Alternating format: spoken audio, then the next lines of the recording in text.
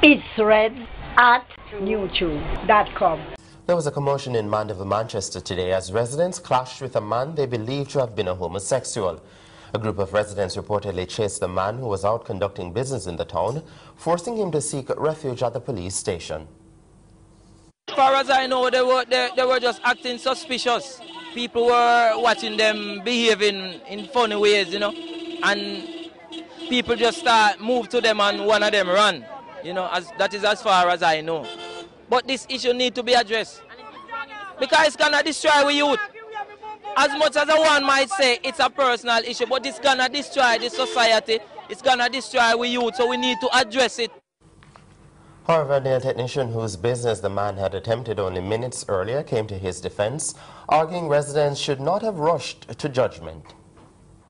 The young man came, or a young girl came and did his nail, his or her nails. After he finished, I told him, do not go on the road without someone there with you. A girl come and took him out and went on the road. When I come over here, I see him going inside there with a bruise here. No, he have a pile of cash saying he's going to Trinidad. He's going to buy a ticket to go to Trinidad.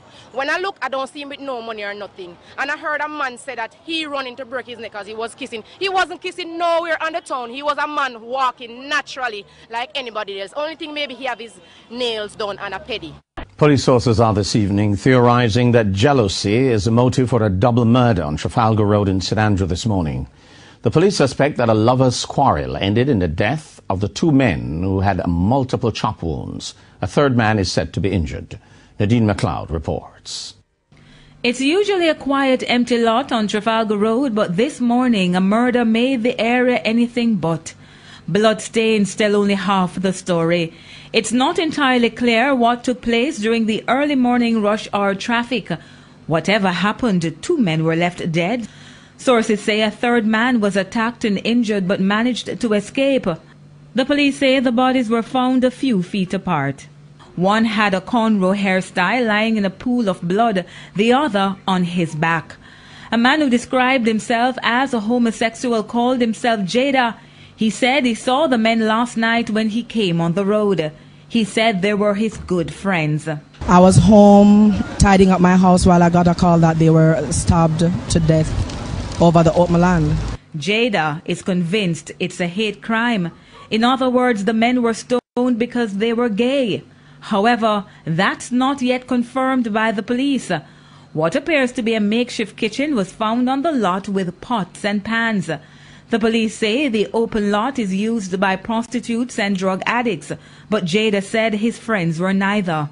Well, those are for the guys who are homeless because the Jamaican government doesn't want to do anything for them. And I think the government can assist them in finding somewhere to take them off the road. As news traveled that two bodies were found on the empty lot, scores of people converged at the scene. Nadine McLeod, TVJ News. Several persons said to be homosexuals reportedly had to be rescued by lawmen late this evening as efforts were made to carry out jungle justice on them.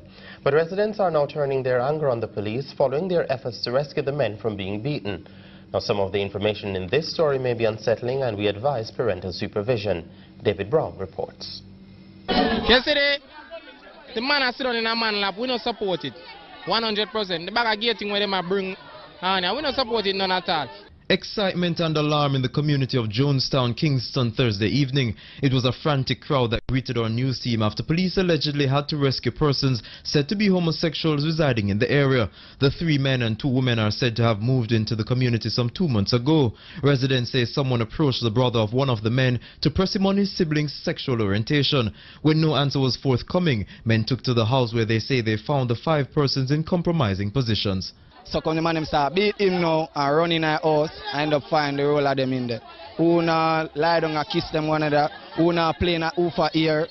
It's reported one of the men was beaten while the other 2 escaped. The women were unharmed. It was then the police were called in to quash the uproar, but residents didn't take well to the response of the police. When we do, them call police, because people them start coming and I lick out for them.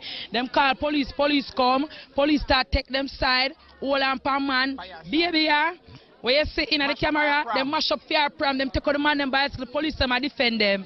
Fire how much shot off for the people them attack, take out pepper spray and spray pepper spray. So we don't really understand. One man expressed surprise at the number of police officers who came to rescue the occupants. Yeah, when you go to station, you go make a report, them tell you point blank, so them not have no vehicle available. You come deal with your business. But you see, them find the vehicle them to come move the gear them. Move the gear them, you know, to another point. You understand me? I say, whole heap of Jeep and bus. So me want to know if that taxpayers' money are going to come move round gear and all of them things. Them things are right, not at all. CVM News went to the nearby Admiral Town Police Station for a response to the situation, but officers wouldn't comment. David Brown, CVM News. And the head of the Kingston Western Police, SSP Terence Bent, said the police received calls that the men were about to be killed and responded immediately. He said when lawmen arrived, they were confronted by more than 100 persons. Reinforcement had to be called in and the police were forced to respond to the threats of violence from the residents. SSP Bent said an investigation will take place into the damage of the back windshield of a service vehicle. Now there's been some concern about Jamaica's reputed homophobic stance, and whether this could affect the level of funding we receive from one of our largest funding sources, Europe. Well, CVM's reporter Caneel Gale is in Belgium, Brussels, and he got some answers for us. Scenes like this one in Jamaica have not gone unnoticed here in Brussels. So come the man them start beat him now and run in our house and end up finding the roll of them in there. Who not lie down and kiss them one another, who not play in a oofa ear, 3 of them run out and 2 of them get beaten.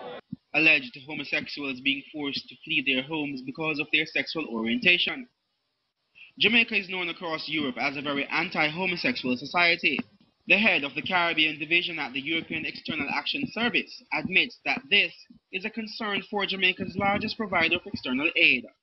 John Caligera tells CVM that the European Union has on a few occasions raised the issue of human rights for homosexual Jamaicans living on the island with successive governments. When I spoke about human rights, I simply said that human rights is one of the topics that we deal with in political dialogue with every single country in the world. We exchange views on all the topics, and these are always quite frank and very, very useful.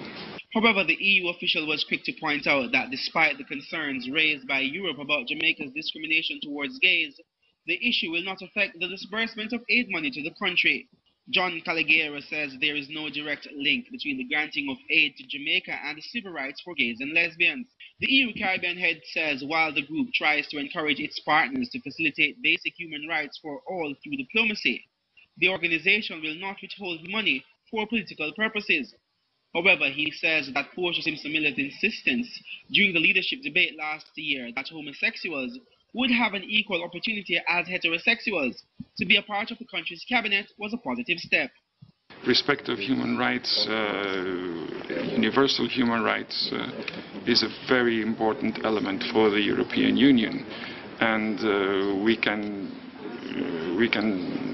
do nothing less than applaud and encourage any movement which goes in the direction of the respect of human rights. Meanwhile, another European Union official points out that countries which cannot show that enough effort has been invested into protecting minority groups such as homosexuals may see an adjustment to the conditionalities set out in the grant agreements.